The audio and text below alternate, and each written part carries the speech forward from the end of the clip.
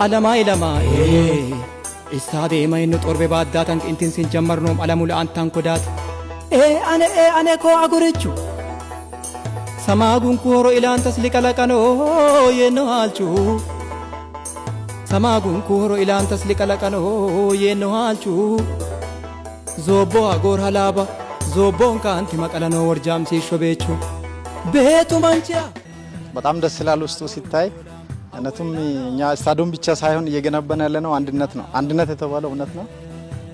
እንድነው ከብዙ አንድነት ነው ሊያስብል የሚችለው እኛ አይችሉም ተብለን ነበር ስንተች ነው የነበረው ግን እንደምንችል ያሳየንበት ስለሆነ በጣም ደስ ብሎኛል። ከዚህ በፊት ቃል ገብቼ ነበር 500 ሺህ ሰጣለሁ ብዬ 250 ሺህ ገቢ አድርጌ ነበር። ቀሪውን ደግሞ ሲያየው በጣም ጥሩ ደረጃ ያለቀ መሆኑን ሲያይ ውስጤን ስለነካ ቀሪውን 250 ሺህን ኦሬዲ አሁን ገቢ አረጋዋለሁ። ስታዲየሙ እውነትም ዓለም አቀፋዊ ነው። ማንም ምንም ብል ዓለም አቀፋዊ መሆኑን መጥቶ አይቶ የሚመሰክር ይሆናል። መጥቶ ሲያይ ደግሞ የሚያምን ይሆናል።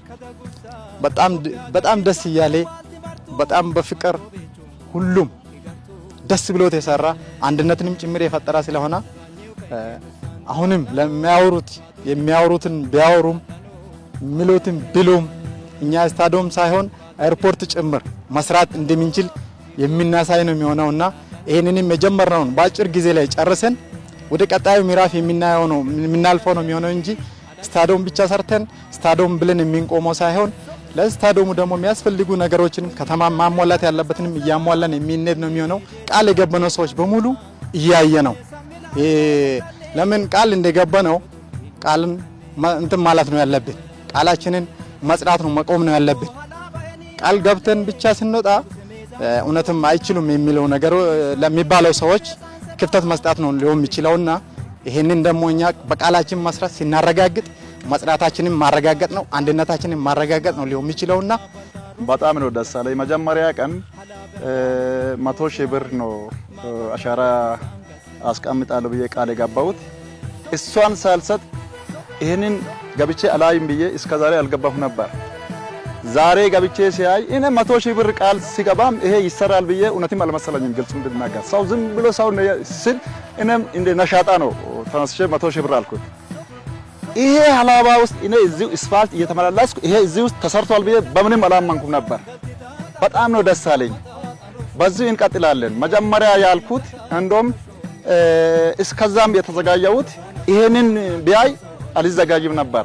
አሁን ቀጣይ 150 ሺህ ብር በሁለት ወር በሶስት ወር 150 ሺህ ብር ጨምራለሁ። እስከሚያልቅም አሻራዬን እያስቀመጥኩ ነው የሚሄደው። አሁን እዚህ ገብቼ ካየው በኋላ በጣም ደስ ስላለኝ 100 ሺህ ብር አስገብቻለሁ። ቀጣይ በሁለት በሶስት ወር 150 ሺህ ብር አስጨምራለሁ። ቃል ገብታችሁ የቆያችሁት እኔ ዛሬ ገብቼ አፍሬያለሁ። ይሄንን ደረጃ ደርሷል ብዬ አላሰብኩም። በጣም ነው ደስ አለኝ። ሁላችሁም ሀላባ ዞንም ሌላ ያላችሁ ወንድሞቻችሁ በሚዲያም በአካልም መጥታችሁ ይሄን አይታችሁ በራሳችሁ አይታችሁ መስክራችሁ ያለውን ቃል የገባችሁትን ነገር ጨርሳችሁ እንድትቀጥሉ ነው የሚያሳስበው። ባሰጡ ራሳችሁ እንደ ገብታችሁ ይሄን ውስጥ ገብታችሁ እዩ ማመን ነው። እኔ ለማለት የሚፈልገው ሁላችንም ያው ብዙ ላስቸግር ይችላል ብዙ እንትን ልል ይችላል ግን ትኩረት ሰጥተን እኔ አሁን ስታዲየሙን ሲንገነባ ከራሴ ጋር እኩል እኔ ጀመርኩ ፕሮጀክቶች አሉ ከፕሮጀክቶችም ጭምር ቅድሚያ ሊሰጥ የሚችለው ስታዲየሙ ነው። ምክንያቱም ስታዲየሙ የኔ ፕሮጀክት እኔን ነው የሚገልጸው። ስታዲየሙ ግን የሚገልጸን አላባን በሙሉ ነው የሚገልጽ የሚችለው። ስለዚህ ማስቀደም ያለብን አላባ የሚለው ነው አገር የሚለው ነገር ነው።